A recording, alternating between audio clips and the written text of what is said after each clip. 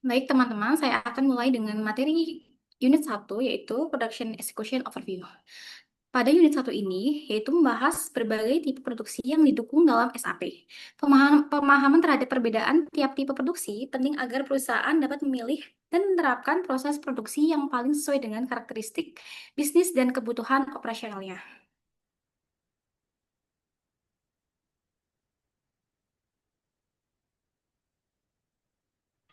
Nah, pada figur 2 ini adalah gambaran umum aplikasi SAP Supply Chain Management atau SCM yang mencakup seluruh proses rantai pasok secara terintegrasi mulai dari perencanaan, permintaan, pasokan, pengadaan, produksi, pergudangan, pemenuhan pesanan, transportasi, hingga visibilitas dan kolaborasi jaringan.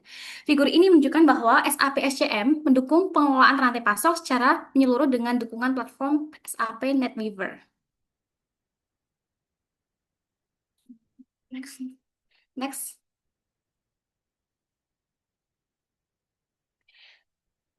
Pada figur 3 ini dapat dilihat komponen-komponen SAP yang mendukung supply chain management dan bagaimana keterkaitannya satu sama lain. SAP ECC berperan sebagai sistem inti yang menangani proses operasional sehari-hari, seperti penjualan, pengelolaan, persediaan, dan perencanaan produksi. Data dari SAP ECC kemudian terintegrasi dengan SAP SCM yang digunakan untuk perencanaan dan optimasi rantai pasok, termasuk demand planning, cross plan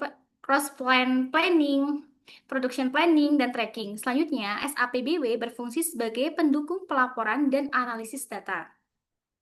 Seluruh komponen ini dapat diakses secara terpadu melalui Enterprise Portal sehingga proses rantai pasok dapat berjalan secara terkoordinasi dan efisien. Next.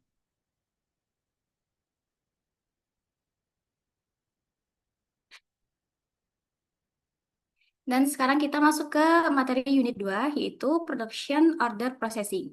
Pada unit 2 ini akan membahas proses production order dalam SAP, khususnya alur proses lintas aplikasi dari tahap perencanaan hingga penyelesaian produksi. Next.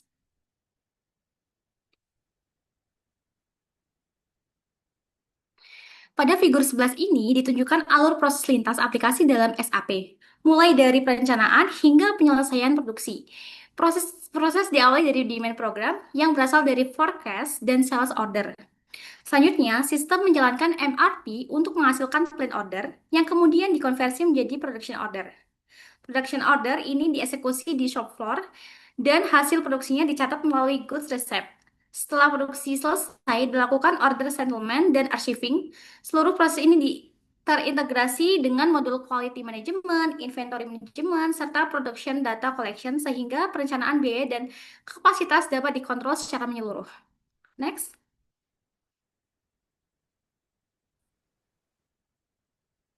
Pada figur 22, ini menjelaskan bagaimana plan order dikonversi menjadi production order. Plan order menjadi dasar yang berisi informasi, material, jumlah, tanggal kebutuhan, dan komponen. Ketika dikonversi, sistem secara otomatis membentuk struktur production order yang mencakup order item, material komponen, operation, production resource atau tools, serta inspection IoT untuk quality control. Seluruh detail aktivitas produksi diambil dari routing, seperti work center, task list, sehingga production order siap dieksekusi di shop floor. Next. Nah, pada figur 26 ini menjelaskan alur proses production order di SAP, mulai dari perencanaan hingga penyelesaian produksi. Proses diawali dengan order creation, kemudian dilakukan scheduling untuk menentukan waktu dan kapasitas produksi. Selanjutnya, sistem menjalankan availability check guna memastikan ketersediaan material dan resource. Setelah order dirilis, produksi dapat dijalankan di shop floor dan tahap selanjutnya rilis meliputi pencetakan dokumen, pengeluaran material, proses produksi, confirmation, good receipt, dan diakhiri dengan settlement untuk pencatatan biaya produksi. Selanjutnya, materi akan dijelaskan oleh teman saya. Terima kasih.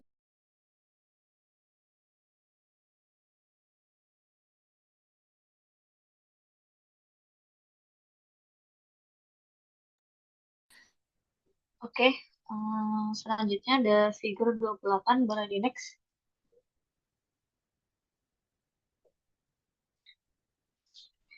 Material Staging di SAP itu merupakan proses memindahkan bahan baku atau barang setengah jadi dari lokasi penyimpanan utama ke lokasi yang lebih dekat dengan area produksi atau perakitan untuk memastikan kesediaan material tepat waktu, jumlah, dan tempat saat dibutuhkan untuk pesanan produksi. Proses penarikan material ini dapat dilakukan melalui berbagai metode. Pertama, kita bisa gunain slip penarikan material yang merincikan item apa aja sih yang dibutuhkan. Yang kedua, ada pull list yang ditarik langsung dari sistem berdasarkan kebutuhan produksi. Yang ketiga, ada pick list yang memberikan daftar item dengan lokasi spesifiknya itu di mana.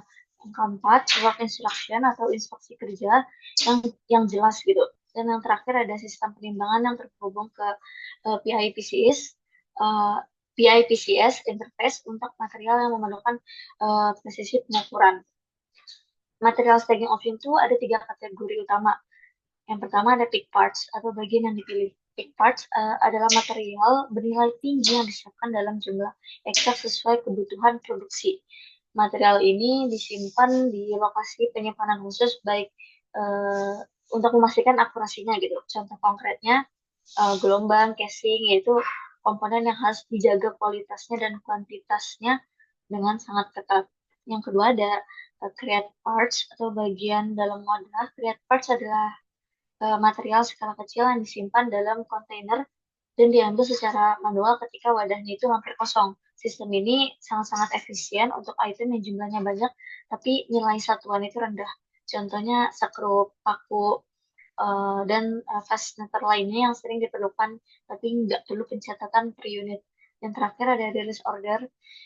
Release order parts diambil secara manual berdasarkan pesanan yang telah dirilis. Sistem ini menghitung jumlah kebutuhan dari target quantity yang ada di dalam order yang dipilih. Biasanya digunakan untuk material seperti laminat, cat, dan bahan kimia yang memerlukan persiapan khusus sebelum produksinya dimulai. Sistem yang terlihat seperti yang terlihat di gambar 28 ini, proses tagging material melibatkan 3 komponen utama. Ada MMIM menggunakan dokumen seperti material withdrawal slip, pull list, dan pick list.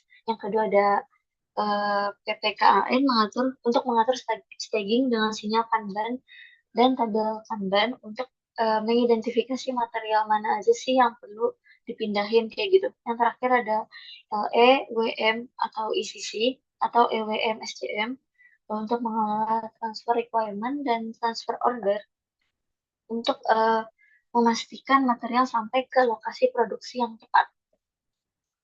Selanjutnya kita akan memasuki figur selanjutnya yaitu figur 30 tentang confirmation overview. Konfirmasi pada production order itu intinya adalah proses mencatat aktivitas produksi yang udah dikerjakan ke dalam sistem supaya kemajuan order, pemakaian kapasitas, dan perhitungan biaya bisa dipantau secara real time. Konfirmasi ini penting karena setiap kali data informasi itu disimpan, sistem otomatis menjalankan berbagai fungsi lanjutan seperti update progress order, update actual cost, update HR data, sampai update statistik dan kebutuhan perencanaan berikutnya gitu. Pada SAP ECC, semua proses konfirmasi terjadi di modul ECC, tetapi secara teknis melakukan konfirmasinya bisa berbeda-beda sesuai kebutuhan perusahaan. Di sisi manual entry, user bisa melakukan konfirmasi lewat online transaction di SAP GUI lewat Enterprise Portal berbasis browser untuk hal seperti production, scheduler, atau lewat fungsi mass processing. Kalau datanya banyak gitu. Di sisi automatic entry, konfirmasi bisa datang otomatis lewat PPDC interface. Pesan proses otomatis dari shop floor, integrasi sistem, sampai koneksi dengan sistem yang lain, dan mengirim proses message ke GCC-nya. Perusahaan itu boleh membinasiin beberapa prosedur konfirmasi sekaligus. Misalnya bagian tertentu pakai transaksi online, sementara area yang udah terotomatisasi penuh memakai PPDC atau proses message otomatis. Yang penting prosedur yang dipilih harus sesuai dengan harus sesuai dengan beban kerja operator supaya data yang masuk tetap akurat tepat waktu dan juga nggak menambah beban administratif yang nggak perlu. Selanjutnya kita akan memasuki figure selanjutnya, yaitu figure 32.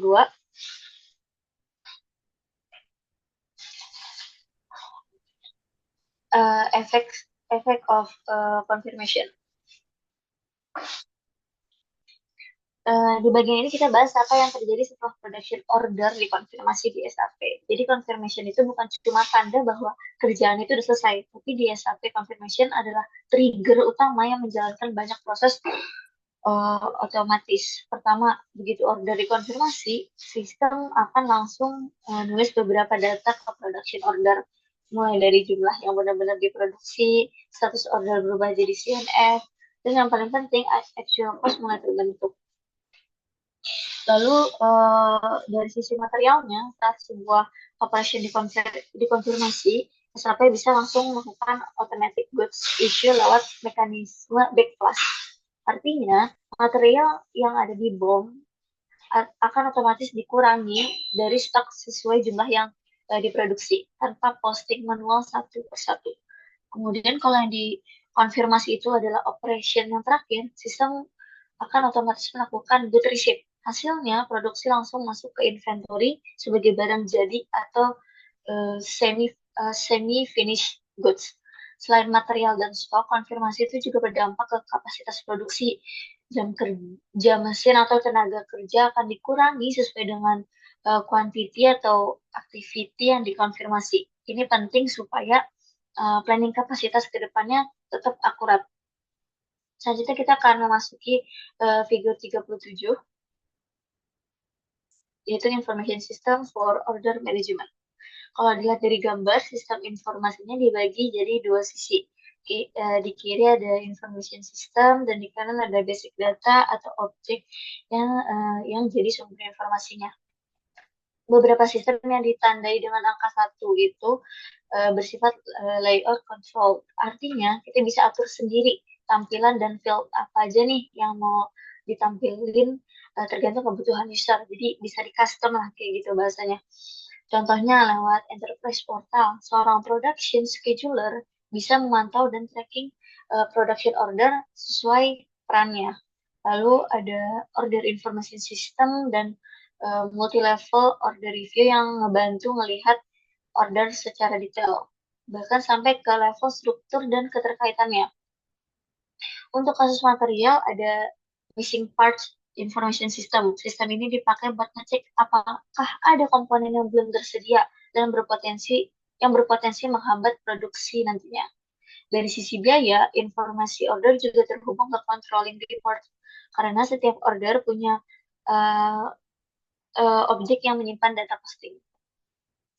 Selain itu, data dari production order juga bisa dikirim ke sistem lain, seperti Business Information Warehouse atau SAPBW ya disingkatnya, dan Shop Floor Information System untuk keperluan reporting dan analisis performa produksi.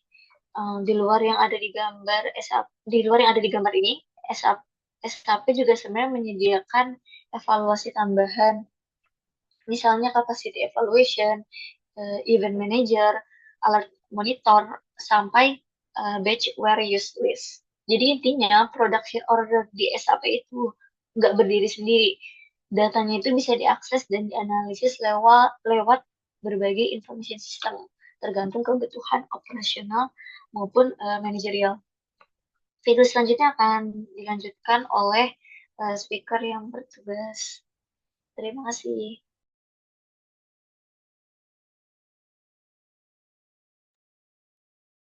Halo, suara aku masuk nggak? Sebelumnya konfirmasi dong. Aman kan? Oke, terima kasih. Sebelumnya terima kasih ya kepada speaker sebelumnya yang telah menyampaikan materi. Selanjutnya, materi unit 3 akan dibawakan oleh saya, Dianur Febrian. Oke, di sini kita dapat lihat ya, unit 3 itu adalah proses order processing. Nah, teman-teman tahu nggak apa itu proses order processing? Kalau teman-teman tahu bisa bantu sekalian ramein di kolom komentar ya. Oke, sambil aku jelasin. Jadi proses order processing itu adalah alur kerja yang terstruktur untuk mengolah dan memantau setiap langkah, mengubah bahan baku menjadi produk yang udah jadi nih. Nah, nantinya perencanaan dan eksekusi ini akan sampai ke tahap konfirmasi dan penyelesaian biaya. Oke, di unit 3 ini kita akan masuk ke penjelasan pertama, yaitu unit figur 42 mengenai cross application functional process.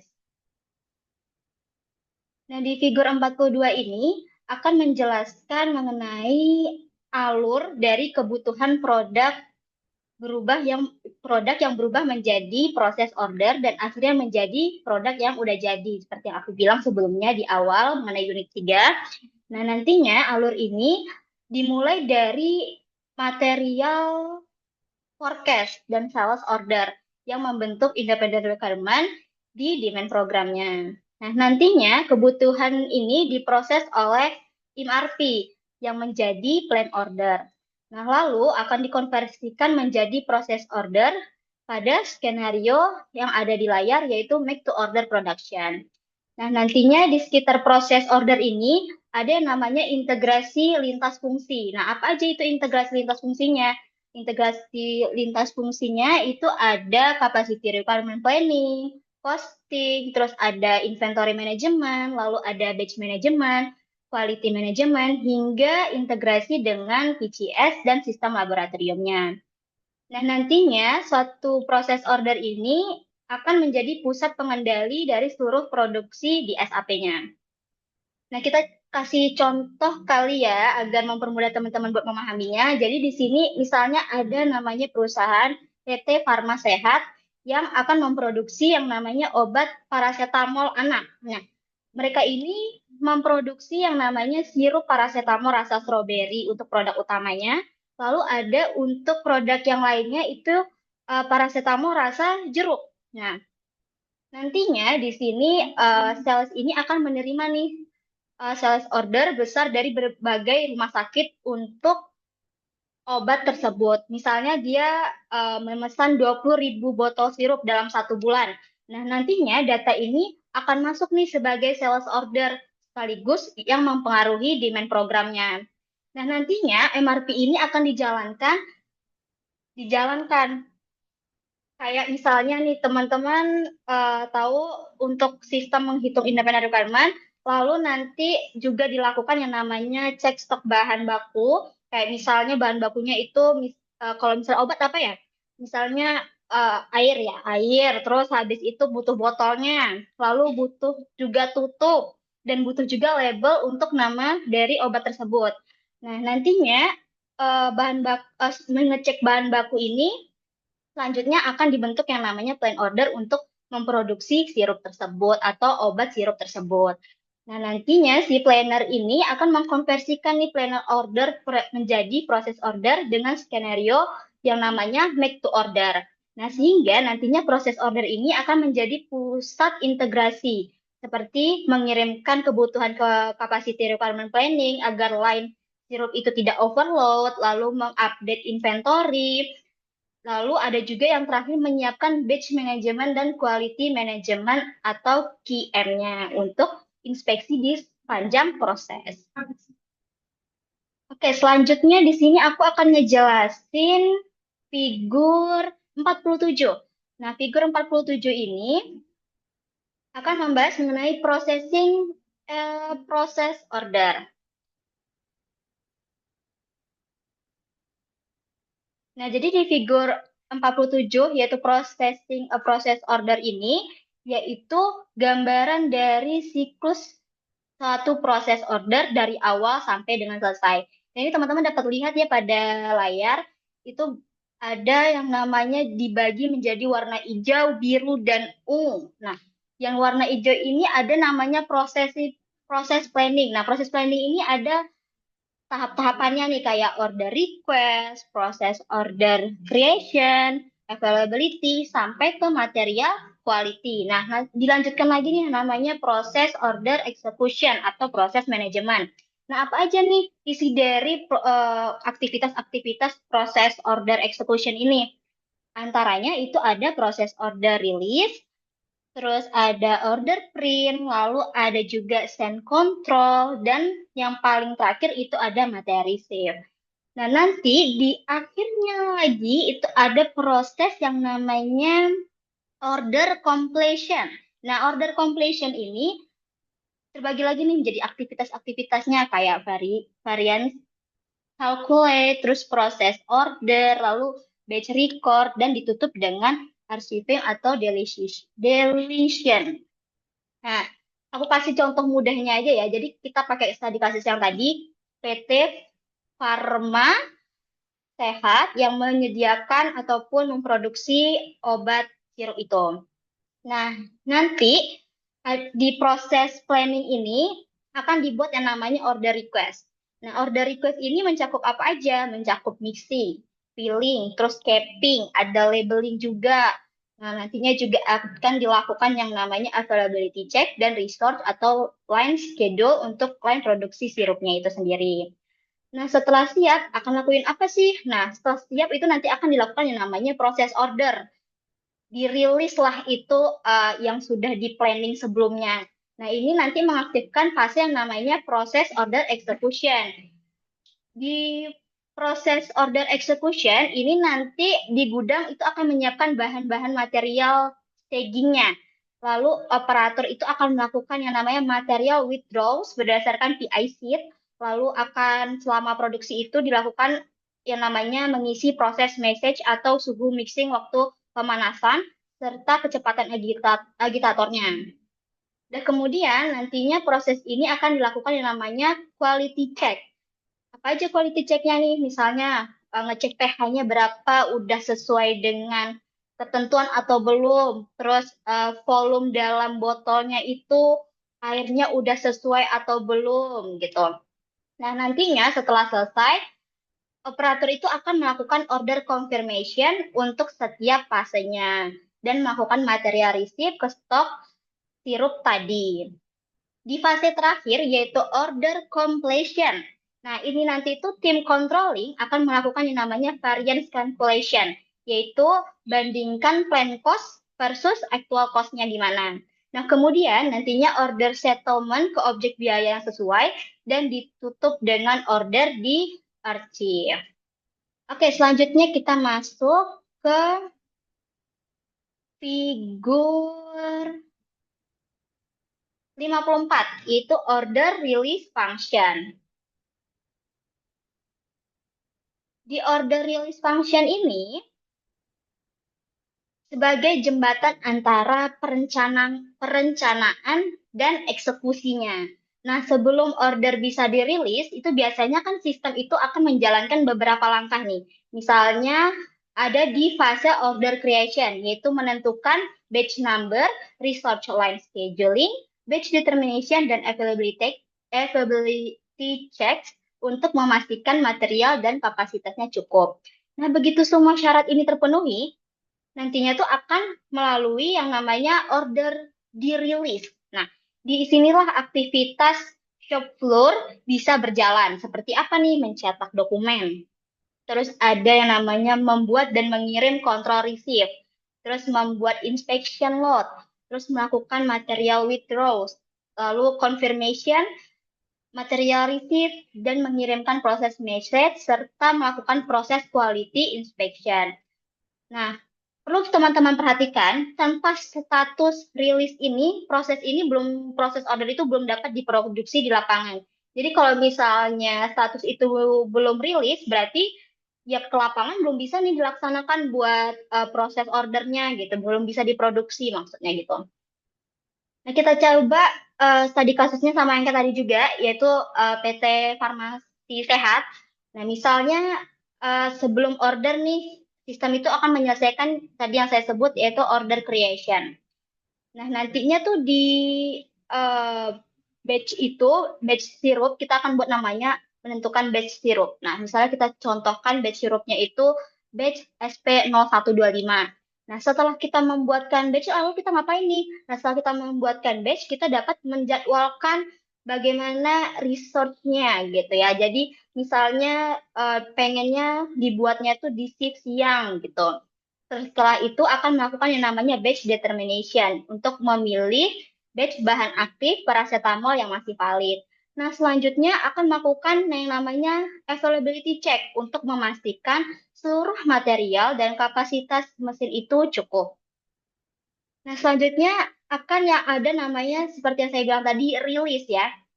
Nah, rilis ini ngapain aja? Rilis ini tuh bisa mencakup dokumen seperti order print, terus PI sheet. Nah, itu bisa tuh dicetak di pada saat rilis gitu ya.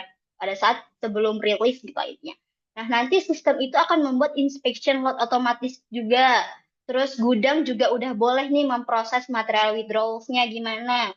Terus operator juga bisa nih melakukan confirmation, terus melakukan material receive, proses message, dan proses quality inspection di sistemnya tersebut. Kita masukin selanjutnya materi yang akan saya bahas. Itu ada di figur 69 mengenai enhanced function for process order. Nah, figur 69 ini membahas tentang apa? Nah, figur 69 ini seperti pada gambarnya ya akan membahas mengenai enhanced function for the process order. Nah, nantinya di figur 69 ini akan membahas mengenai proses order di SAP. Nah, nantinya itu di antaranya ada namanya manufacture of co-production, material quantity calculation. Terus ada active ingredient management, research network, research selection, batch deviation.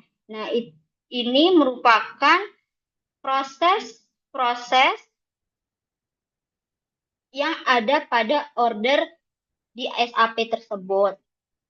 Nah, selanjutnya proses order itu juga yang mendukung yang namanya production of configurable materials, multi-level collective order, terus assembly order, penggunaan komponen dari external procurement, cross-plan production, terus ada phase out control untuk material yang akan dihentikan nantinya. Nah, dengan fitur-fitur ini, satu kerangka proses order ini dapat ditangani oleh skenario manufaktur yang sederhana sampai dengan sangat kompleks. Kita berikan contoh studi kasusnya lagi ya, biar teman-teman mudah memahami. Jadi di sini misalnya kita masih pakai yang tadi ya, PT Farmasi Sehat. Nah, di enhanced function ini, yang pertama manufacture of co-production, nantinya itu satu batch larutan dasar paracetamol itu akhirnya diproses nih, ditambahkan 2 jenis flavor. Kayak yang saya bilang di sebelumnya, itu dia memproduksi yang utama itu yang strawberry. Terus yang produksi yang kedua itu jeruk. Nah, itu nanti dia bisa ditambahkan proses tersebut di manufacture of co-production. Nah, sehingga nantinya dua co-product ini menjadi pembagian kuantitas dan biaya otomatis di proses order. Nah, selanjutnya ada yang namanya Active Ingredient Management dan Material Quantity Calculation. Nah, sistem ini akan menghitung kebutuhan bahan aktif dari paracetamol tersebut berdasarkan dosis per contohnya 5 mili gitu ya. Dan jumlah total botolnya berapa. Misalnya ditargetkan 120 mg per 5 mililiter gitu. Atau sebagainya ya. Selanjutnya akan ditutup yang namanya batch derivation. Nah, pada sirup jadi otomatis diturunkan dari batch bahan aktif sehingga tracing ke belakang mudah saat diaudit oleh BPOM itu tersendiri gitu. Mungkin itu aja yang dapat saya terangkan mengenai unit 3 sampai figur 69. Selanjutnya akan dijelaskan oleh teman saya. Saya harap teman-teman mengerti dengan materi yang saya jelaskan tadi. Terima kasih.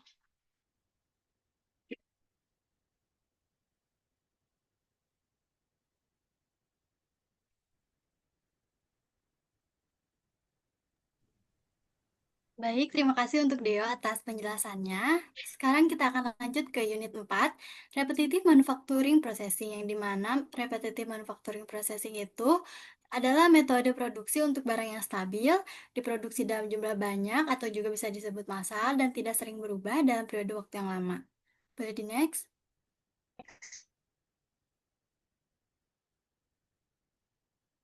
Di sini ada figur 75 yaitu aplikasi area, di mana figur ini menunjukkan bahwa area penerapan rem berdasarkan dua sumbu. Ada dua sumbu di sini, ada sumbu horizontal dan juga sumbu vertikal.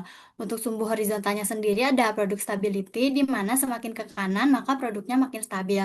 Nah, apa sih arti stabil itu? Arti stabil di sini itu berarti desainnya jarang berubah, kemudian spesifikasi produknya sama terus, lalu diproduksi dengan berulang-ulang.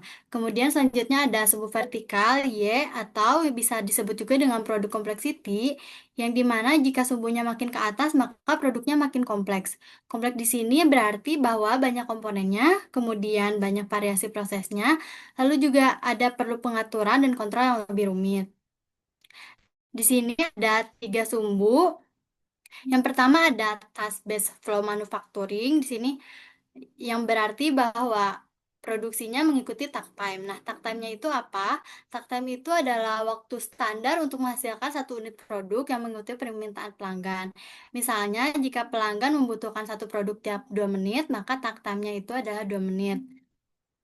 Ciri-cirinya yaitu produk stabil, kemudian alur produksi jelas, lalu setiap stasiun kerja mempunyai waktu yang sama, lalu sangat efisien. Untuk contohnya sendiri, kita contohkan pada pabrik mobil, yang dimana di pabrik mobil ada 4 stasiun. Stasiun 1 memasang rangka, kemudian stasiun 2 memasang mesin, lalu stasiun 3 memasang pintu, dan yang stasiun 4 pengecekan, yang dimana semua stasiunnya itu bekerja sinkron sesuai takt time-nya. Jika salah satu stasiun kerja terlambat, maka seluruh alur produksi ikut terganggu. Makanya semua produksinya harus bekerja secara sinkron dan seimbang. Contoh lainnya ada di pabrik Toyota, pabrik mobil listrik, dan juga pabrik motor. Selanjutnya ada mass production atau produksi massal yang berada di bagian kanan bawah gambar. Mass production sendiri itu berarti produksi dalam jumlah yang sangat besar, dengan produk yang sama dan sangat sedikit variasi.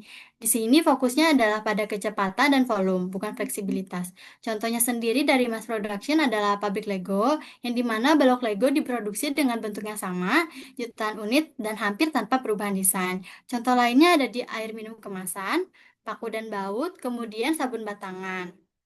Karena produknya sederhana dan seragam, makanya produksi massal production ini bisa berjalan dengan sangat cepat.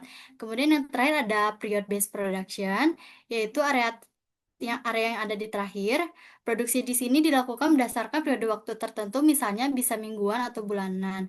Biasanya produksinya juga biasanya dilakukan per batch, bukan mengalir seperti mass production. Contohnya adalah pabrik elektronik. Misalnya minggu ini pabrik elektronik memproduksi TV 42 inci, kemudian minggu depannya berganti ke TV 50 inci.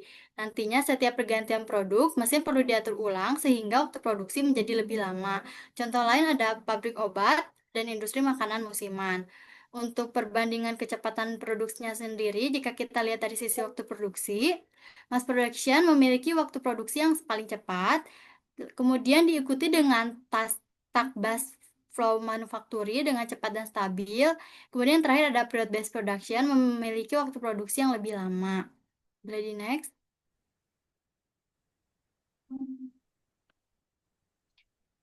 Baik, selanjutnya di sini ada figur 82 Planning in Repetitive Manufacturing. Nah, gambar ini menjelaskan bagaimana sih proses perencanaan produksi repetitif dan bagaimana SAP ICC terintegrasi dengan SAP SCM atau APO. Di gambar ini, di bagian kiri adalah SAP SCC, kemudian di bagian kanannya adalah SAP SCM APO. ICC sendiri berfungsi sebagai sistem eksekusi dan perencanaan dasar, sedangkan SCM digunakan untuk perencanaan lanjutan dan optimasi. Keduanya saling terhubung dan saling bertukar data. Kemudian kita mulai dulu di bagian SAP SCC yaitu Flexible Planning. Di sini perusahaan membuat perencanaan awal berdasarkan data historis dan perkiraan sederhana. Lalu dari flexible planning itu kita masuk ke demand management yang dimana pada tahap ini sistem membuat plan independent requirement atau biasa disingkat PIR. Nah, PIR ini nantinya menunjukkan kebutuhan produksi berdasarkan forecast, bukan berdasarkan pesanan pelanggan. Lalu jika pelanggan melakukan pemesanan, maka akan dibuat sales order di modul SD. Nantinya sales order ini akan mengkonsumsi PIR. Artinya kebutuhan yang tadinya hanya perkiraan, sekarang bakal digantikan oleh permintaan nyata dari pelanggan. Setelah kebutuhannya jelas, maka sistem akan menjalankan MRP di modul Production Planning. Hasil dari MRP sendiri adalah plan order. Nah, plan order ini tuh masih bersifat rencana, belum menjadi perintah produksi. Kemudian nantinya karena ini adalah repetitive manufacturing, maka plan order tidak diubah menjadi production order. Sebaliknya, plan order langsung ditugaskan ke production line. Lalu di sini ada langkah terakhir di ICC adalah run schedule quantity. Di sinilah proses produksi benar-benar dijalankan. Produksinya dilakukan secara berulang, stabil, dan berdasarkan kuantitas yang sudah direncanakan. Selanjutnya di sini ada SAP SCM APO yang di bagian kanan. Yang pertama di demand planning, dimulai di demand planning, kemudian dilanjutkan di forecast permintaan dihitung lebih akurat menggunakan data historis, tren, dan juga metode statistik. Nantinya hasilnya tetap berupa PIR juga yang kemudian bakal dikirim ke ICC. Nanti kemudian ketika sales order masuk, permintaan pelanggan akan mengkonsumsi forecast secara otomatis yang memastikan bahwa rencana produksi selalu sesuai dengan kondisi nyatanya. Lalu jika demand-nya sudah ditentukan, sistemnya bakal masuk ke dalam supply network planning dan PP atau DS. Nah, di tahap ini SAP SCM merencanakan kapasitas produksi, ketersediaan material, dan juga penjadwalan di production line. Hasilnya sendiri adalah plan order yang langsung akan ditempatkan di lini produksi. Proses ini berjalan otomatis tanpa banyak intervensi manual. Untuk integrasi ICC dan SCM sendiri, bahwa ada panel dua arah pada gambar di sini, menunjukkan bahwa data selalu sinkron antara ICC dan SCM. SCM berperan sebagai otak perencanaan, sedangkan ICC sendiri bertugas sebagai pelaksanaan produksi. Boleh di next?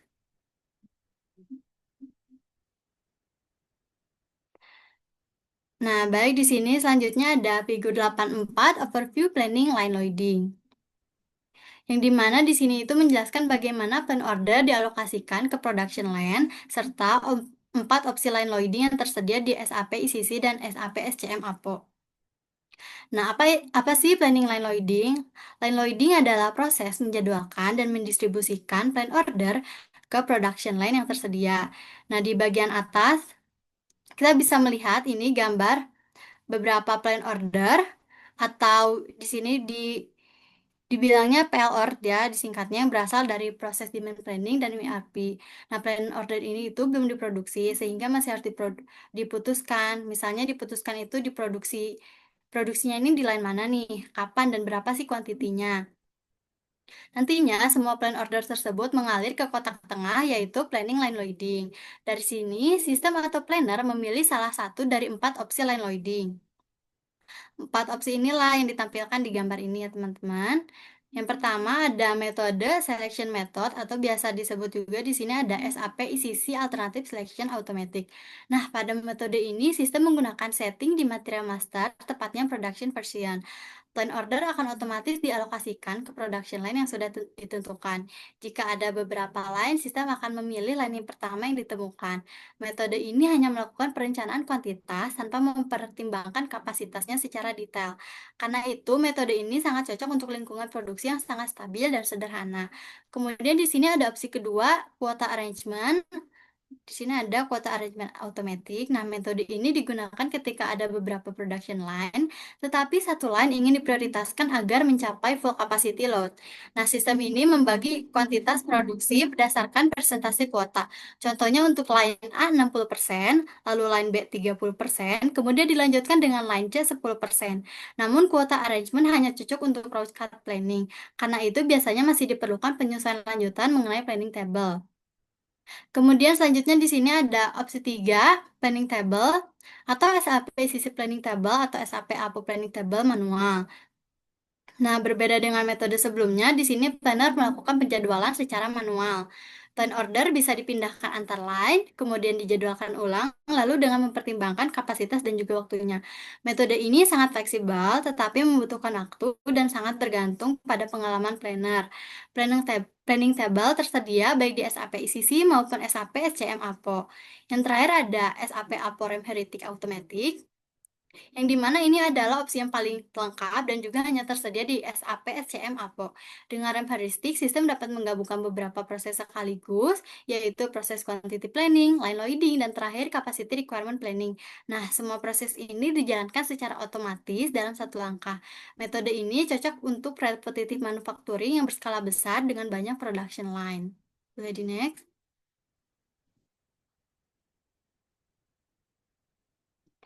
Selanjutnya ada figur 87, backflash and good receipt. Nah, figur ini menjelaskan apa yang terjadi setelah produksi selesai dalam RAM, khususnya terkait dengan konfirmasi produksi, backflash, dan good receipt. Nah, dalam repetitive manufacturing, satu kali konfirmasi produksi dapat memicu banyak proses otomatis. Inilah yang membuat RAM sangat efisien untuk produksi yang stabil dan berulang. Di sini pada bagian kiri atas gambar kita bisa melihat ya ada upload PDC interface. Data produksi dikirim langsung dari production data collection system. Misalnya mesin produk atau scanner di shop floor. Nah, konfirmasi ini akan dikirim ke SAP ICC menggunakan BAPI interface sehingga prosesnya otomatis dan cepat. Selain itu, di sini juga kita bisa melakukan konfirmasi secara manual oleh user. Nah, metode ini juga biasanya digunakan untuk volume yang produksinya kecil, kemudian kondisinya darurat, atau koreksi data.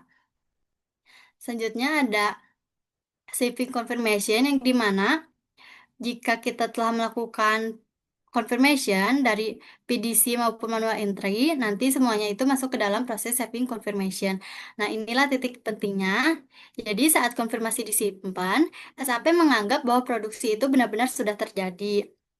Setelah konfirmasi disimpan, sistem langsung melakukan good receipt untuk barang jadi. Artinya, stok finish good bertambah, kemudian barang siap disimpan atau dikirim pelanggan. Dalam repetitive manufacturing, konfirmasi produksi otomatis sama dengan good receipt. Lalu, selanjutnya SAP akan menjalankan beberapa aksi standar berdasarkan data konfirmasi. Di sini ada standard action using confirmation data. Nah, di sini nantinya SAP yang akan menjalankan beberapa aksi standarnya berdasarkan data konfirmasi yang telah kita buat tadi. Kemudian di sini yang pertama ada good issue of component atau yang dikenal sebagai backflash. Komponen yang digunakan dalam produksi langsung dikeluarkan dari stok secara otomatis. Nantinya pengeluaran ini berdasarkan BOM atau bill of material tanpa perlu input manual satu persatu.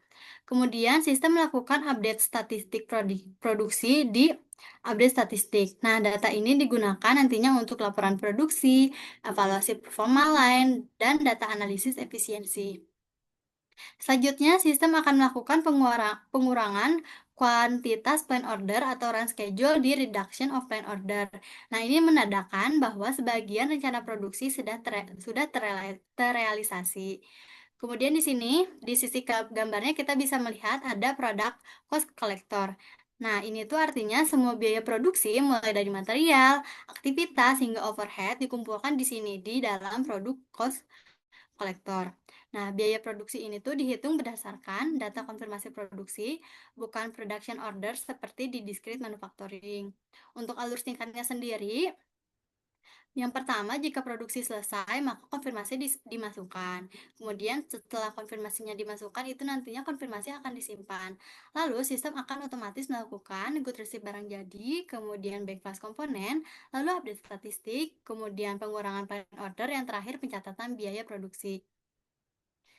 Sekian dari saya, akan dilanjutkan oleh speaker selanjutnya.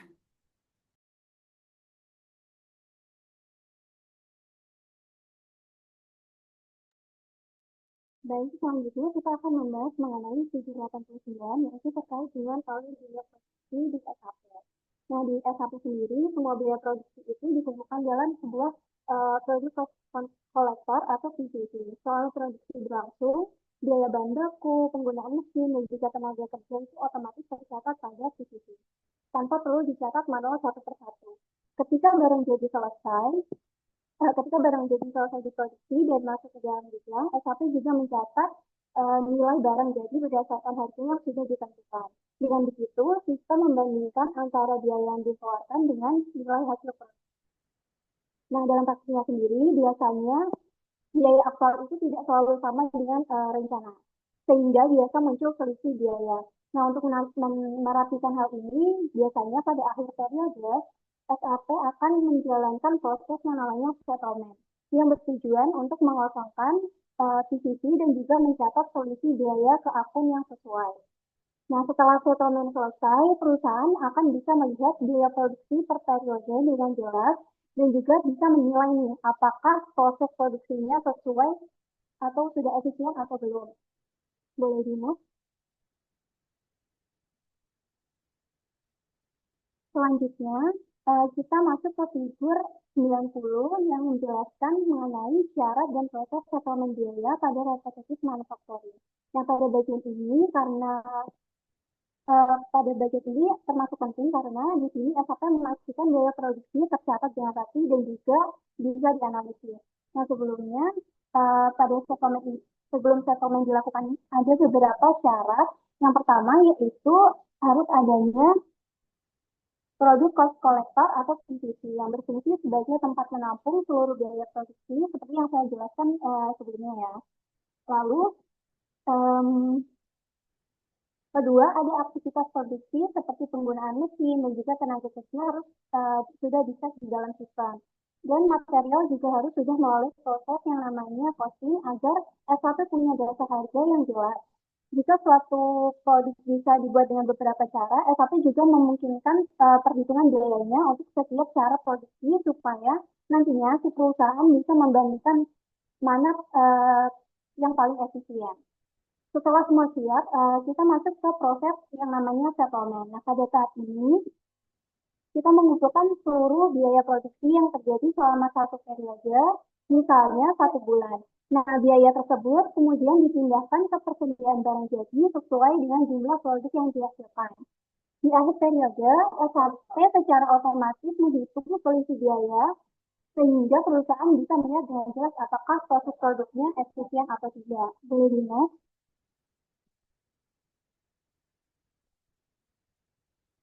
Selanjutnya pada figur 91 yaitu mengenai repetitive manufacturing information system. Nah, pada gambar ini menunjukkan sistem informasi apa aja yang ada di SAP untuk mengevaluasi sebuah proses produksi di repetitive manufacturing.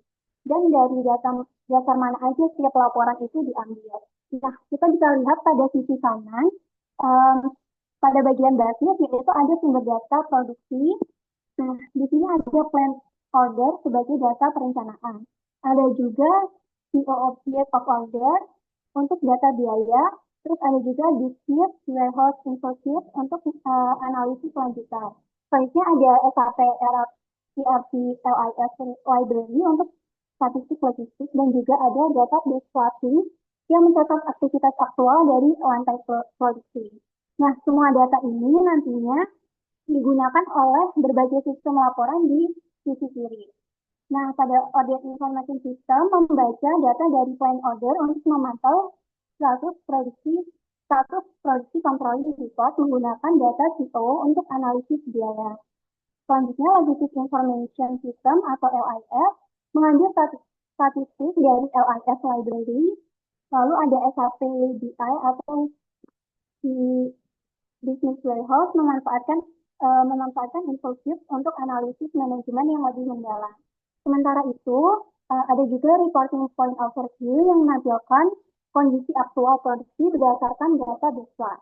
Nah, intinya di repetitive manufacturing ini, SAP mendukung banyak sekali cara evaluasi produksi. Data produksi tidak hanya yang dipakai untuk satu laporan aja, tapi otomatis mengalir ke laporan biaya, logistik, dan juga analisis. Nah, di sini merupakan contoh nyata bahwa digital production di SAP SCM300 ini di mana proses produksi langsung menghasilkan data yang siap dipakai untuk pengambilan keputusan. Mulai dilihat.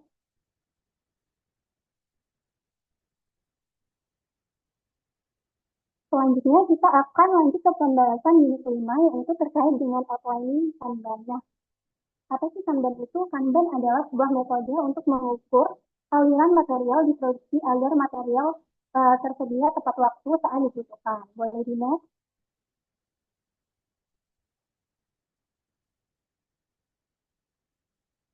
Selanjutnya kita bisa melihat pada figur 94 terkait Kanban Principle.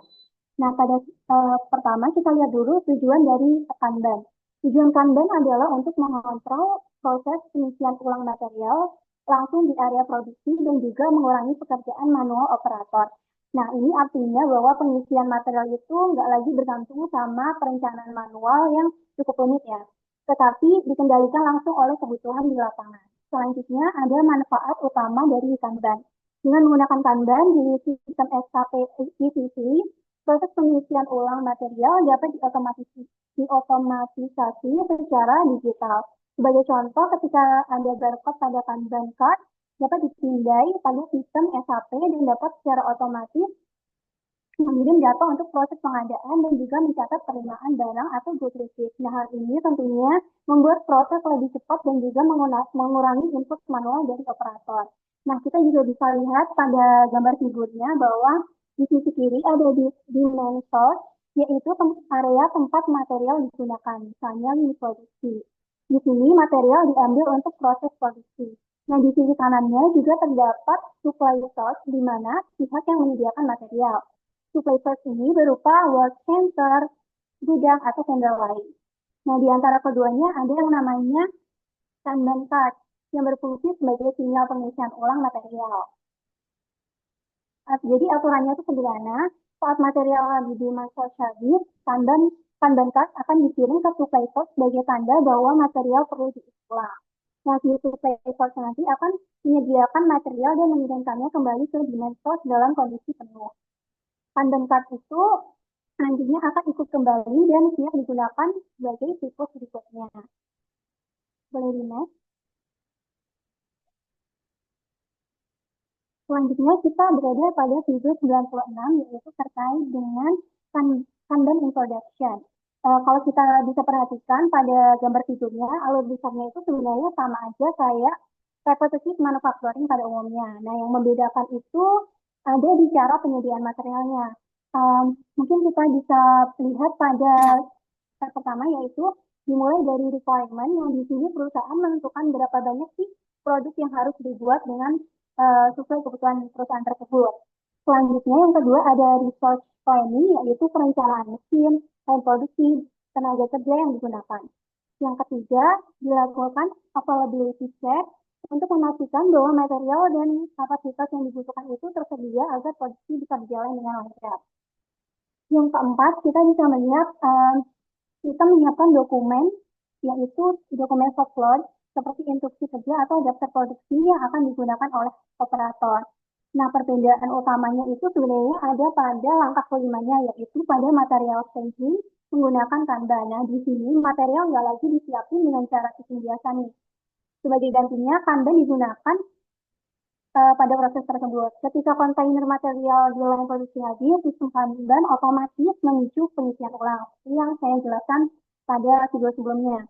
Nah, dengan cara ini, line produksi itu selalu memiliki buffer kecil material yang siap pakai tanpa harus menunggu perintah secara manual.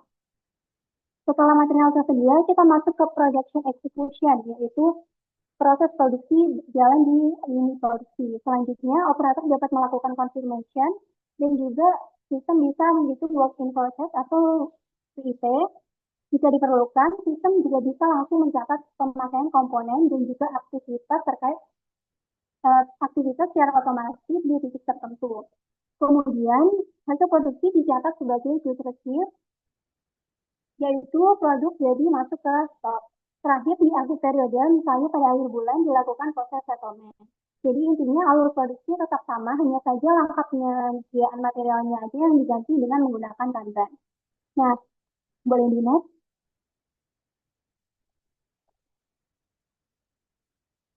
Selanjutnya kita masuk ke figur 97 terkait production supply area. Nah, sederhananya supply area itu adalah tempat menaruh material di sekitar lini produksi. Nah, lini produksi itu dibagi menjadi beberapa area nih. Misalnya supply area 1, 2, dan juga 3. Tujuannya supaya material yang dibutuhkan itu atau mesin yang dibutuhkan itu diletakkan sedekat mungkin dengan tempat pemakaiannya. Nah, dengan begitu, operator itu nggak perlu bolak-balik jauh untuk mengambil material. Nah, di S1 sendiri, tiap supply area punya data pengaturannya sendiri. Pertama, ada storage location, yaitu tempat stok material secara resmi dicatat. Jadi walaupun materialnya ada di dekat mesin, stoknya tetap tercatat rapi di SAP.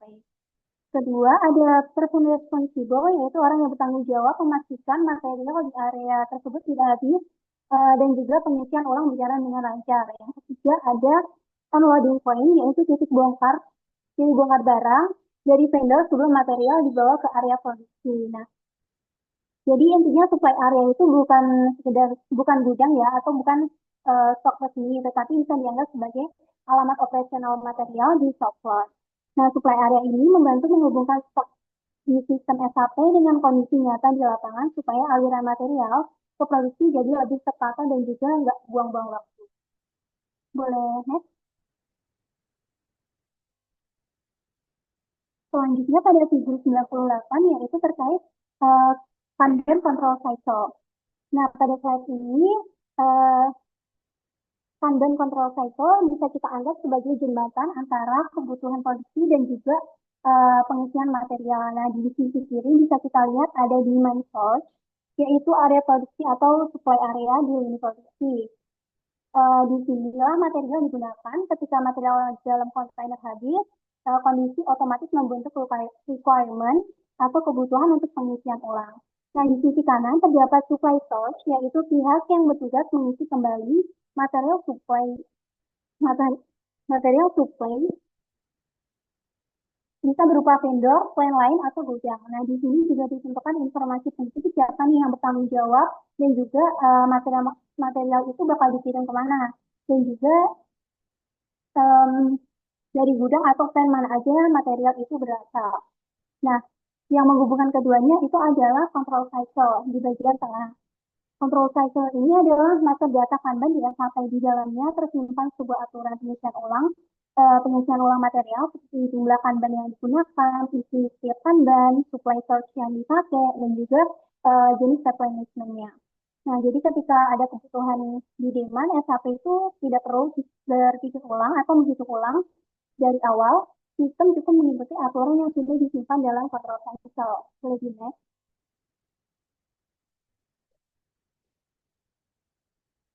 Selanjutnya pada figur 100 yaitu setting di Kanban to MC.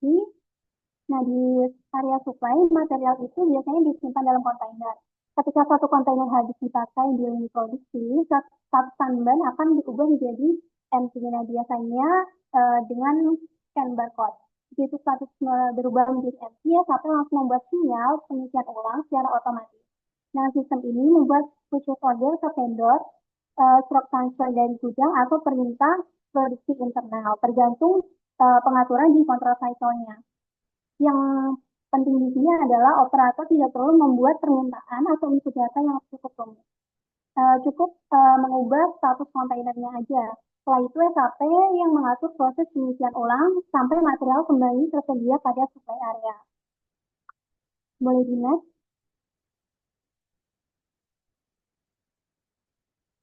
Nah, selanjutnya ada figur 101. Setelah material benar-benar tiba dan kontainer sudah terisi kembali di supply area, status Kanban akan berubah menjadi full. Nah, biasanya dengan scan barcode, aksi ini memberitahu SAP bahwa material sudah diterima secara fisik. Nah, begitu status menjadi full, secara otomatis sistem akan memposting yang namanya dokumen good receipt atau mencatat penerimaan barang ke stok. Pencatatan ini mengacu pada sumber yang sama, apakah vendor, gudang lain, atau produksi internalnya. Jadi kalau MC itu memicu pengisian ulang, maka full menandai bahwa pengisiannya itu sudah selesai dan stok sudah diakui oleh sistem. Sekian mungkin akan dilanjutkan oleh speaker yang lain. Terima kasih.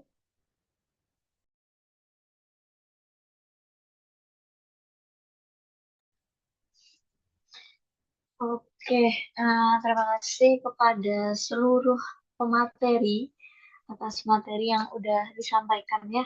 Sangat-sangat insightful banget. Selanjutnya kita bakalan masuk ke sesi Q&A. Buat teman-teman yang punya pertanyaan nih, bisa langsung aja raise hand, terus nyalain mic-nya, atau bisa langsung tulis pertanyaannya di kolom chat. Silakan aku buka sesi tanya jawabnya dari sekarang. Iya, teman-teman yang mau nanya bisa langsung ketik aja.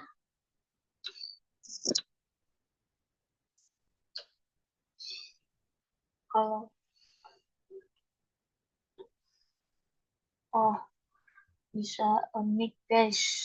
Yang mau bertanya bisa langsung on mic aja. Gak usah malu-malu. Santai, relax, chill.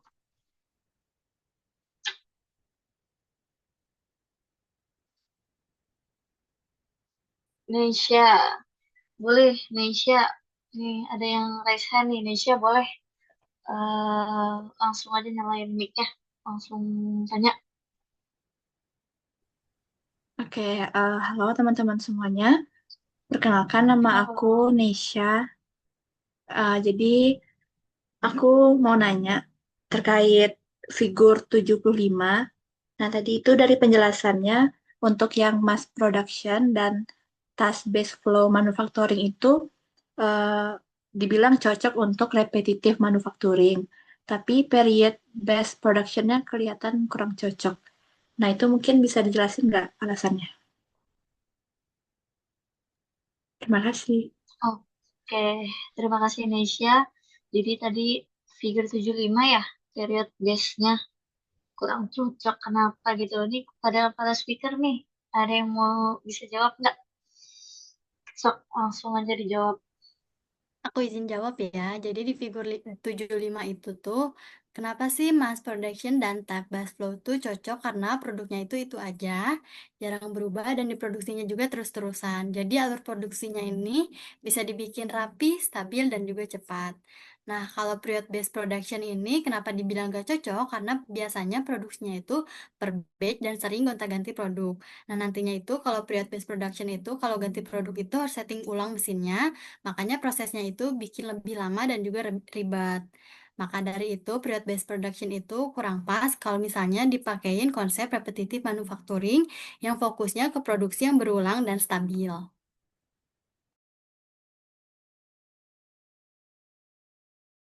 Udah cukup belum? Oke, Udah cukup jelas belum ya, Nisha? Oke, udah sangat menjawab, Kak. Terima kasih. oke, sama-sama. Lanjut nih, ada pertanyaan selanjutnya nih teman-teman. Dari kolom komentar ini, Kak Jihan, Jihan mau ini nggak, mau on mic nggak? Aku hitung sampai 3, kalau nggak on mic aku bacain. 3, 2, 1. Oke, sepertinya Kak Jihan malu-malu ya.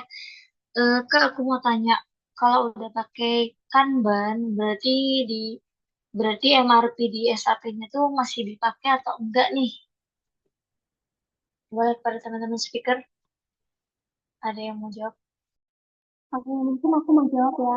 Jadi MRT itu tetap dipakai ya, karena Kanban dan MRT itu fungsinya beda. Dan jadi MRT itu dipakai untuk melihat kebutuhan secara keseluruhan. Misalnya, kalau mau buat rencana produksi di masa depan ya, atau rencana pembelian dan juga gambaran kapasitas. Jadi sifatnya lebih ke bagian perencanaannya. Sedangkan Kanban sendiri itu kerjanya di level operasional harian. Nah, jadi langsung di software produksinya. Pandai juga memastikan bahwa material itu bisa tersedia secara tepat waktu berdasarkan pemakaiannya, bukan berdasarkan perkiraan. Nah, biasanya di perusahaan sendiri itu dua-duanya berjalan bersama. MRP dipakai untuk perencanaan di bagian atasnya, lalu juga pada material tertentu yang pemakaiannya stabil atau berulang. Gitu. Jadi lebih dikombinasikan gitu sih.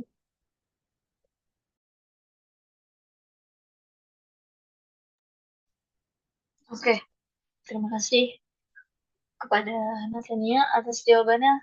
Kajian semoga terjawab ya, karena kajiannya tidak mau on mic nih. Teman-teman ada yang mau bertanya lagi? Aku hitung sampai 5 ya. 1, 2, 3, 4, 5. Oke, karena sudah tidak ada lagi yang bertanya nih.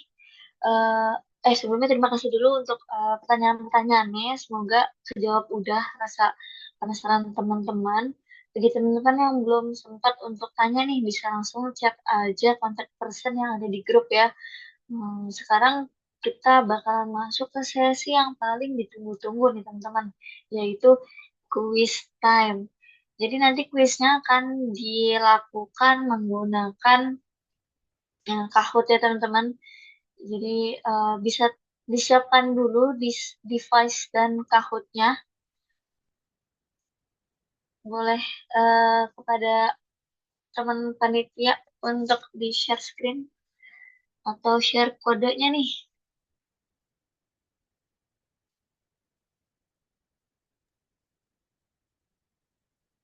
Bisa ya teman-teman, bisa dulu. Oke. Jadi nanti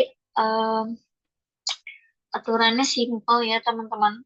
Jadi teman-teman cukup jawab aja pertanyaan-pertanyaannya dengan cepat dan juga yang tepat pasti jawabannya. Pertanyaannya tentang apa, Kak? Gitu. Pertanyaannya itu tentang, boleh di-spill nggak ya? Oke, ya boleh lah tipis-tipis. Pertanyaannya tentang yang tadi udah dijelasin. Nah, nyimak nggak nih pada, oh ya, by the way, ini nanti ada hadiahnya ya guys. Jadi kalian beruntung banget sih yang tadi nyimak dari awal sampai akhir. Karena beberapa pertanyaannya tuh ada yang tadi udah dijelasin. Tapi ada juga beberapa pertanyaan lainnya yang menjebak lah gitu. Jadi teman-teman harus fokus nih. Hadiahnya apa tuh? Hadiahnya yang pasti bukan ini ya, motor mobil gitu. Karena kita juga mahasiswa, uangnya agak terbatas deh. Tidak ada sponsor gitu. Ya teman-teman boleh langsung join dulu game pin kak. Nih pinnya nih, kakaknya boleh di scan. Nanti ini beneran ada hadiahnya ya guys. Nanti hadiahnya akan Kak Natania, ini hadiahnya apa ya? Katanya hadiahnya ini sih, apa sih kemarin? Kulkas 5 pintu ya? Dari Kak Isya katanya. Kulkas 5 pintu ya? Si ada tuh kulkas 5 pintu. Boleh request nggak Kak? Hadiahnya. Boleh, kalau masuk akal. Pesawat boleh nggak Kak? Pesawat? Nggak ngotak ya, tidak berpikir Anda ya. Katanya hadiahnya Spotify Premium 1 tahun. Ya itu masih masuk akal, nanti bisa diatur lah hadiahnya tuh. Itu langsung dari kita bakal speaker Anissa ya? Apa? Teman-teman Iya tenang, hadiahnya dari aku. Teman-teman join. Kita akan mulai di 835. 835 kita akan join. Teman-teman pada nggak mau dapat hadiah Kak? Hadiahnya langsung dari Kak Anissa. Kemarin pembicaraannya nggak gitu. Ternyata hadiahnya bukan dari aku. Kok beda hari ini omongannya? Tenang teman-teman. Kemarin tenang. Siapa itu? Netlit join Kak Anissa. Netlit namanya aneh-aneh ya. Acake. Indonesia nih yang tadi nanya nih. Indonesia harusnya bisa lah di 3 besar nih Indonesia. Tia. Indonesia semangat banget Indonesia yang pertama ini join. Yang tadi nanya kan Indonesia tuh. Iya. Rugi banget sih kalau nggak join. Betul.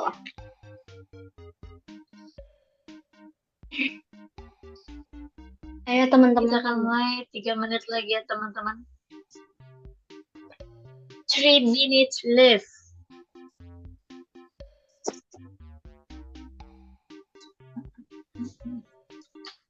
Ayo yang lain yang belum join, aku belum nampak nama-namanya teman-teman yang lain nih.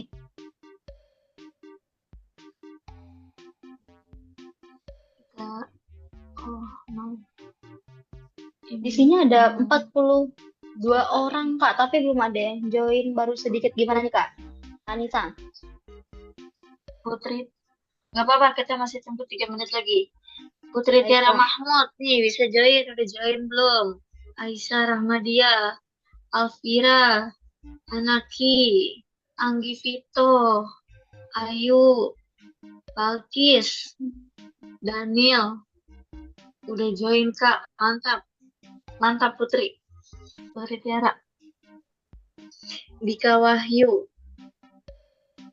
Elsa Kria, divisi GIS apa nih? Hainur Fadilah, Farah Rahil, Ada Basti, Pak Putri, Jihan, Jihan,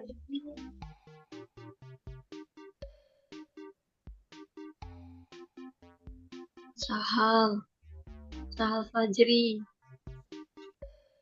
Muhammad Irsyad, Muhammad Aga. Sabar Kak Ayo Nerlis, dimulai sabar ya Kak sekarang. Nerlis.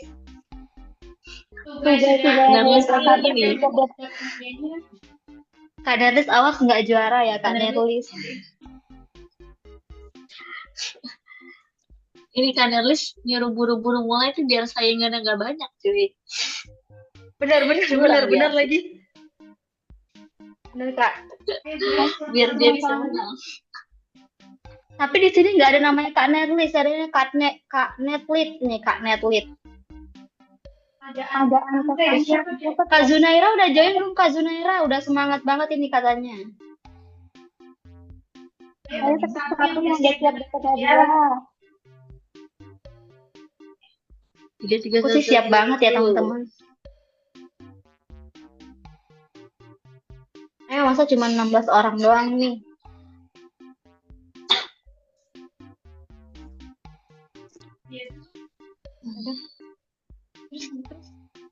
Udah 35 nih. Dimulai dari sekarang boleh. Kakak yang pegang kahutnya, nggak bisa dimulai. Sekarang Kak mulainya Kak. Boleh. 5, Oke. 4, 3, 2, 1, mulai.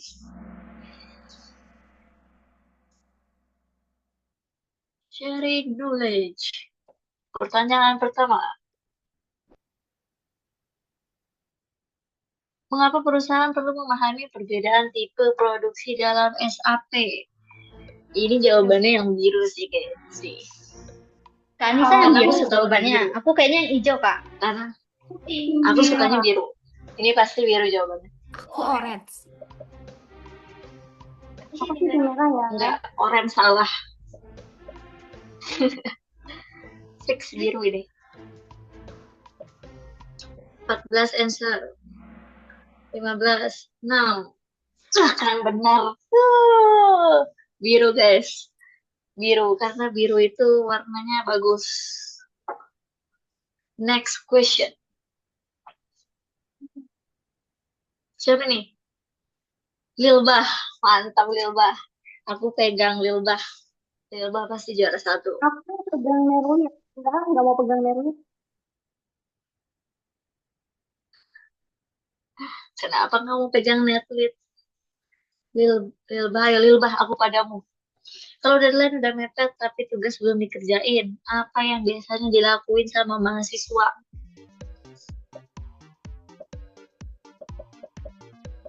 Oh, nggak ada jawaban. Ngopi dulu nggak sih? Rebahan. Roblox dulu. Ih, kangen Roblox Kak. Oh my god, jawabannya semua jawaban benar ya. Itu yang jawab merah, kasihan banget. Itu berarti anaknya bener-bener bagus itu yang merah. Dari jawaban merah, kalian best banget. Aku pada kamu. Lilbah, mantap Lilbah. Juara satu nih lebah nih. Good job, good job. Next question. Berdasarkan gambar, apa dampak utama yang terjadi setelah proses confirmation dilakukan di SAP production? Fokus teman-teman. Ayo, tadi pada nyimak nggak? Bukannya bobo deh. Yang benar nyimak tidak pasti. Tidak bobo. Tuh, 8 loh. Mantep. Mantep. Ini yang jawab biru pasti tadi tidur. Agak tidur nih dia tadi.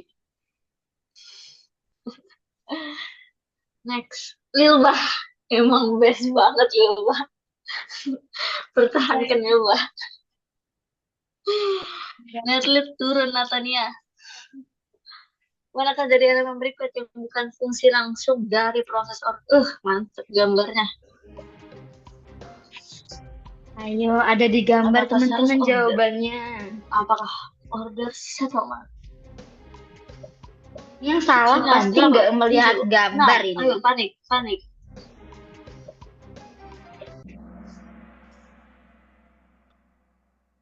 Masih ada yang salah. Oke, nggak apa-apa. Salah itu wajar. Mungkin kalian kurang fokus gitu ya. Nggak apa-apa. Lilbah. Lilbah. Tipis Lilbah sama Acaki. Hati-hati Lilbah. Aku padamu. Pertahankan Lilbah. Jawabannya harus yang cepat Lilbah. Biar poinnya tinggi. Penasaran aku Lilbah ini siapa? Kalau sistem ERP bisa ngomong, hal pertama apa yang akan dia komplain terhadap kerjaan kamu sehari-hari? SAP guys, sistem ERP guys, ERP.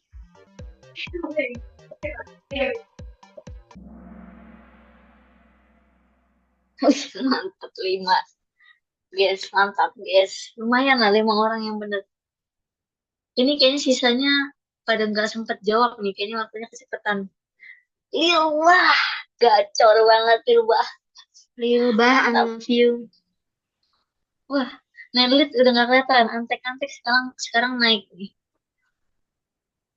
Fareza juga naik. Mantap.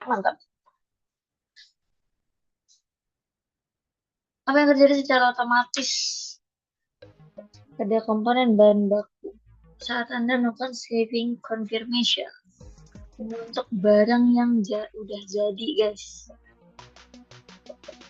Apakah manual? Apa pindahin status? Coba Kak Anissa, apa jawabannya Kak atau bikin Anissa? PO? Aku tetap biru karena aku suka warna biru tadi. All in blue. Salah Kak Anissa. Salah. Itu pasti nggak nyimak ya. Maksudnya biru jawabannya yang salah. Tadi aku mau ngomong hijau, belum selesai. Oh my god, Naisha. Oh no, Lilbah. Naisha, kamu naik Naisha. Lilbahku. Oh my god. Lilbah. Ayo kamu Naisha, harus bisa benar kali ini, Naisha. Lilbah. Ayo masih ada kesempatan. Ntar dapat apa? Dapat Kak Anissa. Kerja apa yang belalainya pendek? Apa ini? Pertanyaan macam apa ini? Gajah makmur. Gajah Mada.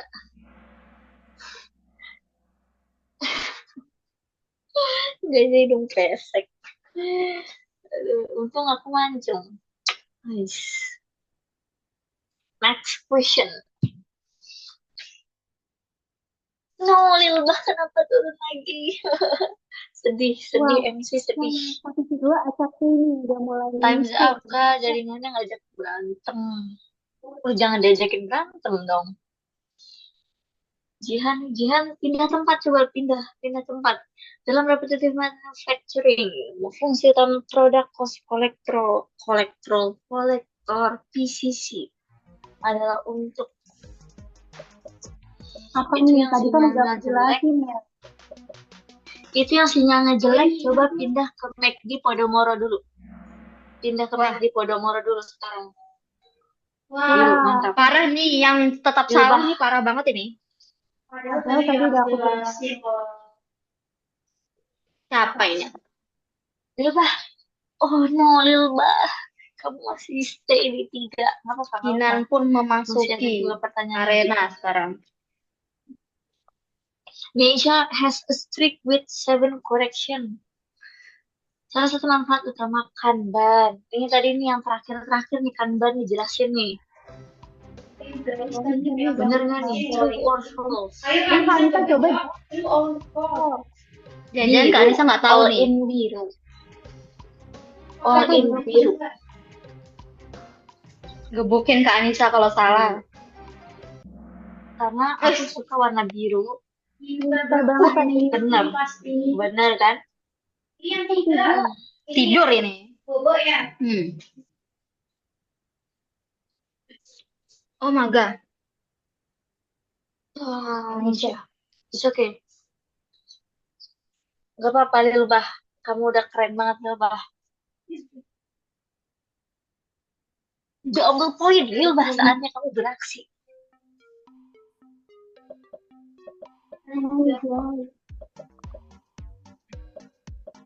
Ketahuan ini IPS-nya ini. Ini mah Indonesia nggak sih? Easy lah. Siapa sih yang bikin pertanyaan? Ya elah, bro. Salah. Yang benar Banyak yang semua salah benar. loh. Aduh, gimana nilainya ini kemarin guys SMA? Jadi Monaco dan Poland tuh merah putih juga, guys. Next, oke. Penentuan juara. Siapa yang menang?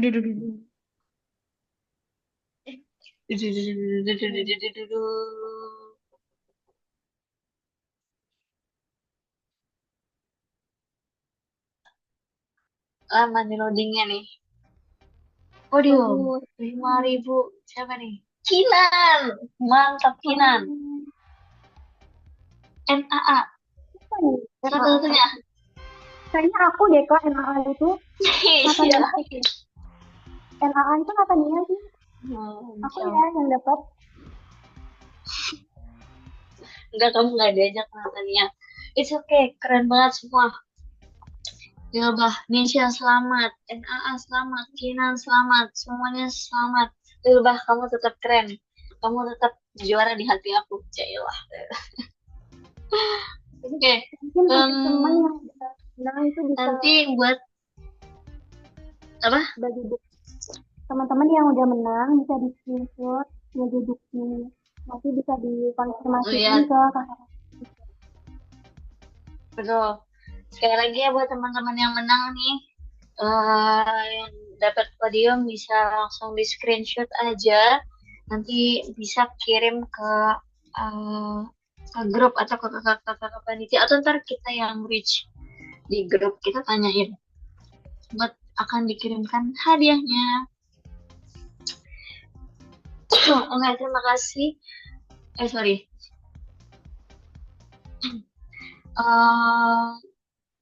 Gak kerasa ini udah selesai ya, karena tadinya ya kuisnya ya. Ya udah kelar nih Kak, padahal masih pengen lagi.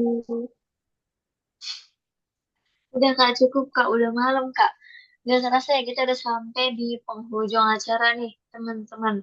Terima kasih kepada seluruh peserta yang udah meluangkan waktunya malam ini. Dan juga tentunya terima kasih untuk para pemateri yang udah berbagi ilmunya secara sukarela ya, secara free. Semoga sharing knowledge malam ini bisa menambah insight dan jadi bekal buat kita semua memahami gimana digital production ini bekerja di industri saat ini gitu.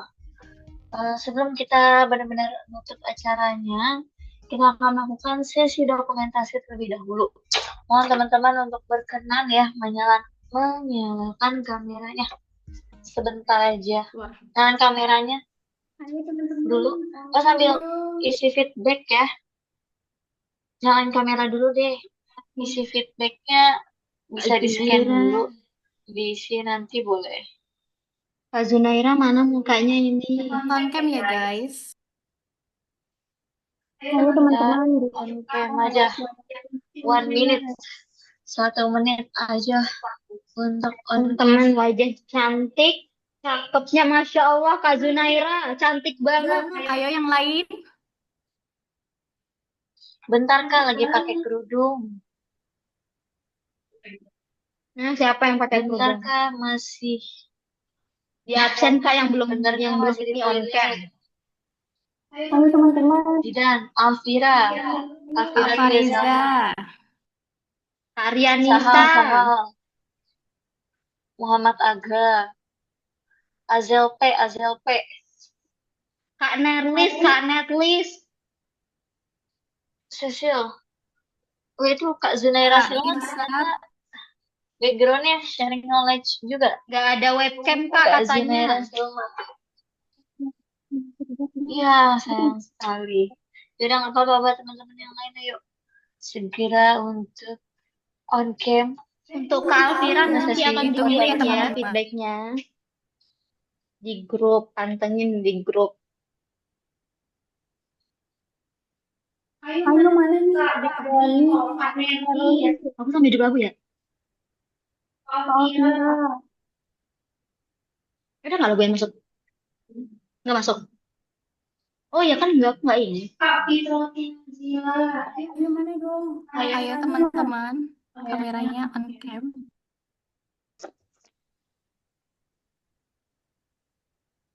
Listrik mati Kak katanya.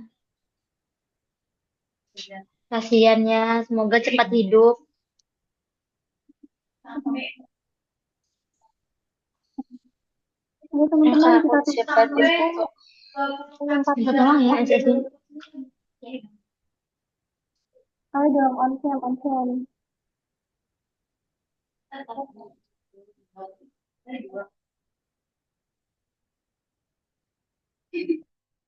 Teman-teman. Ayo Kak Hendy onset.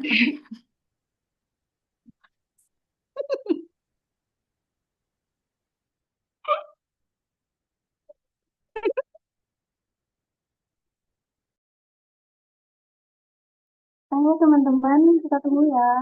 Sampai 20.50 deh. Mungkin teman-teman masih mau ambil hijab dulu atau mau tacap-tacap, boleh. Ayo Kak, sudah jam 24.09. Kasihan teman-teman yang udah on cam.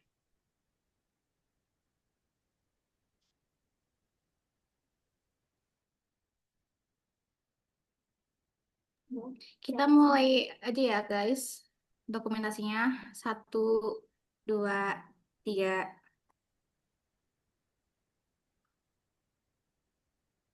Slide 2. Bentar. 1, 2, 3. Slide 3. Udah nggak ada. Mungkin cukup sekian dokumentasinya. Terima kasih ya teman-teman yang sudah on cam.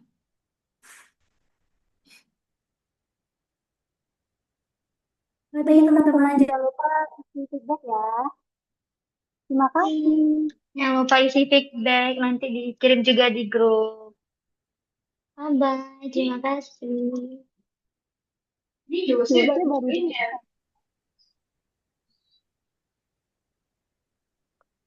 Makasih ya Ya teman-teman. ampun Kak Jihan, itu siapa Kak Jihan? Cantik banget Kak Jihan. Sampai jumpa di Oh my acara God. selanjutnya, guys. Telat Fitrotin Nazilah. Zilah telat on camnya. Udah selesai juga